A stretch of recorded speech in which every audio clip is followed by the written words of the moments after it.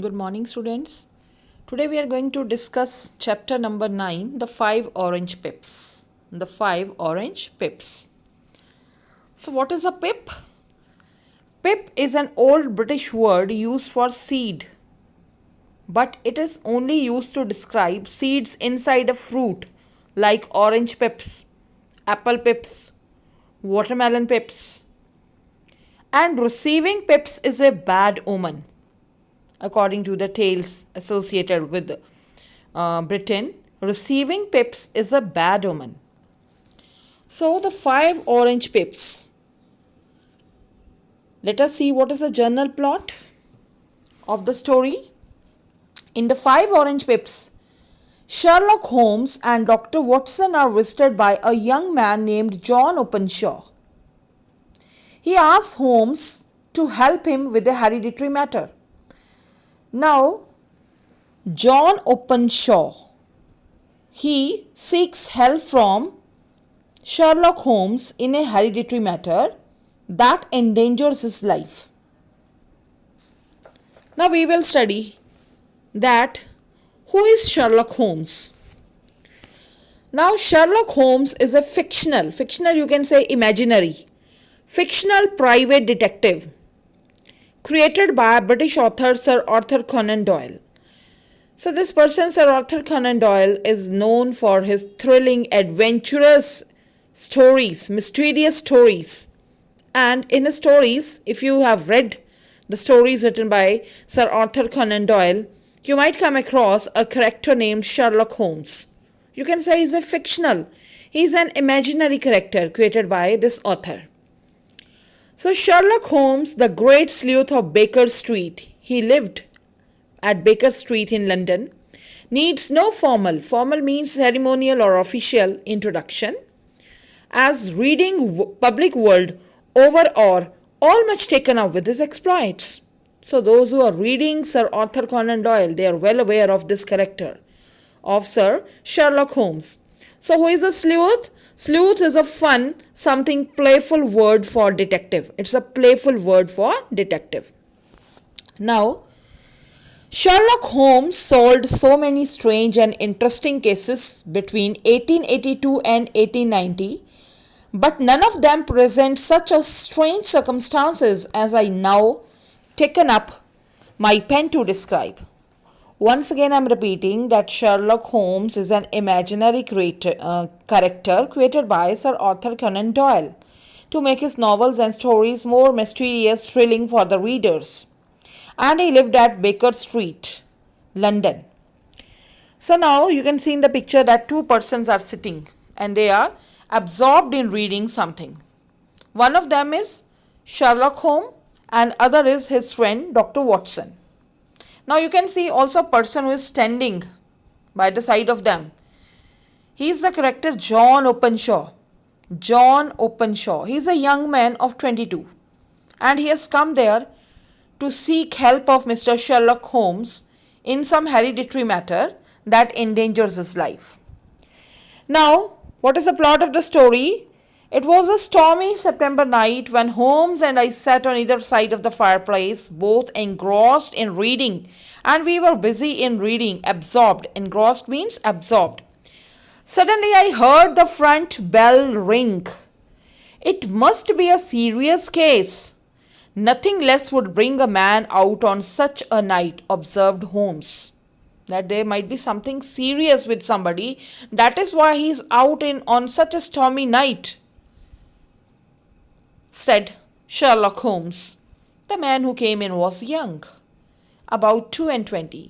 He was 22, well dressed and with refinements in his bearing. He was a thorough gentleman. Bearing here means a person's way of standing or moving. He held a streaming umbrella and wore a waterproof cloak. He looked pale. Pale means yellow, and anxious means worried. The young man apologized for bringing in rain and storm into the room because he was coming from outside and it was raining cats and dogs outside. It was raining very bad outside. So, when he entered, he immediately sought apology for bringing water and rain into the room. I have come for advice. Now John Openshaw said that I have come for advice. Major Prendergast told me that you can solve anything. Now this person, Major Prendergast, is one of the friend of John Openshaw. Now Major Prendergast suggested Sherlock Holmes' name, that he can only solve your case. He can help you in the matter, whatever matter he was facing, John Openshaw was facing. It is true that I have been generally successful, admitted Holmes. Sherlock Holmes said, okay, I admit that I can solve, and in most cases I am successful also. Now give me the details of your case. You can share the details of your case with me. Now that young man said, my name is John Openshaw. My father Joseph had a small factory at Coventry, which he enlarged at the time of the bicycle. Now Coventry is a place where dreams are made and great inventions, they happened. So it's a place in England where modern bicycle was invented. Now that person John Openshaw told that my father Joseph, he owned a small factory at Coventry and he enlarged his manufacturing unit, and he produced many bicycles. He made good money.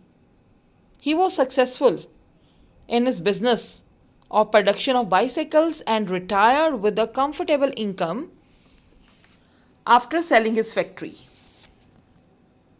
Okay. Then my father's brother Elias emigrated to America. So this word is immigrated. Immigrated means when you move, leaving your country to some another country.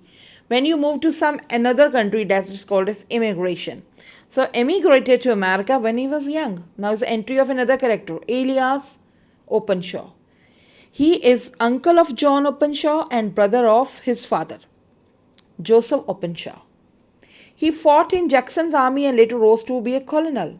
Now in America, he joined an army where he rose to be a colonel. When Lee is the chief of that army, Jackson's army. When Lee surrendered, he came back to his plantation and stayed there for 3 to 4 years. In 1869 or 1870, he came back to England. Then in 1869, he came back to England and bought a small estate in Sussex near Horsham. Estate means a large chunk of farmland. Now, my uncle, Elias Openshaw, he disliked Negroes. And he also disliked the policy of Republicans to give freedom equivalent to white people, to Negroes. Now his dislike of Negroes are the black people, and the Republican policy. Republican Party is one of the major party of America who was that is interested in giving equal rights and freedom to Negroes. He had a fiery temper and became very aggressive when he was angry. He kept to himself, he had no friends and did not meet even his brother. But he was fond of me. When I was 12 or so, when John Openshaw was 12 years old, he begged my father to let me live with him. Okay, he begged John Openshaw from his father, Joseph Openshaw. He taught me to play, that is backgammon and draughts. These are two board games with dice. These are board games like carom games with dice, and made me carry orders to his servants and tradesmen. By 16, I became the master of his house. I here is John Openshaw. His house is Elias Openshaw's house, and kept all his keys. I was allowed everywhere except a single room in the attic. What is an attic? A room inside the roof of a building. A room inside the roof of a building is called an attic. No one was allowed to enter that room. I tried to peep through the keyhole, but never saw anything except old trunk and bundles. One day in March 1883, my uncle received a letter with a foreign postmark. Postmark is an official mark stamped on a letter. It was from Pondicherry. The letter came from Pondicherry, and when he opened it, he out jumped 5 dried orange pips, which pattered down upon his plate. Then I had begun to laugh. I means John Opachaw. He began to laugh, but a look at his face stopped me. But I could see that suddenly there was a horrible look on my uncle's face, Elias Openshaw. It was ashen. Ashen means he was highly sad. It is triple K, K, K, K. He shrieked, he cried, my God, my sins have overtaken me. My sins, they have caught me. Now I have to die. I will die. Definitely I have to die. What is it, uncle? I cried. Why you are behaving like this? Death, said he and left his room. I met him coming down the room with an old rusty key in one hand and one small box in the other. He ordered me to call his Horsham lawyer. He ordered that I should call his lawyer. When the lawyer came, he asked me to witness his will. He wanted to make a will. Will is a legal document, okay, in which you wrote your wish on whom you want to give your property. Okay, like this you can write. He left his entire estate to me. He wrote his will and he transferred the entire property, the entire estate to my father, which would ultimately come to me. Then he had a strange thing. Then he said, what he said? He said a strange thing. If you enjoy my estate in peace, well and good. If you find you cannot, then, my boy, leave it to your deadliest enemy. I saw the box he had carried earlier lying on the table, open and empty. I was surprised to see the triple K printed on the lid. There were ashes on some burned paper in the grate. Grate is the fireplace. Up to here, students, please revise. Please read it.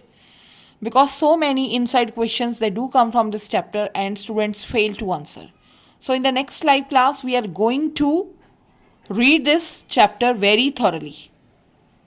Thanks for watching and listening.